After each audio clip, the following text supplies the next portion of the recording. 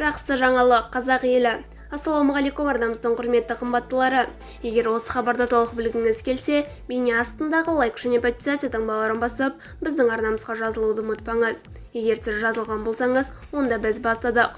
Ақтау қаласында 3 ем дүниеге келді.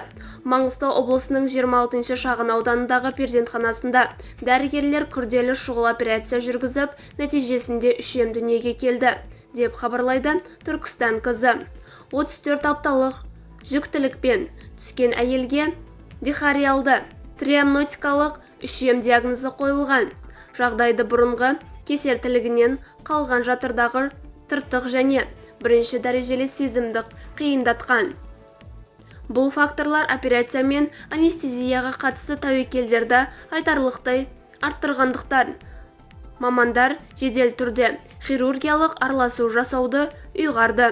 Операция сәтті өтіп, салмағы 2360 грамм ұл бала мен 2650 және 2660 грамм салмақты 2 қыз дүниеге келді.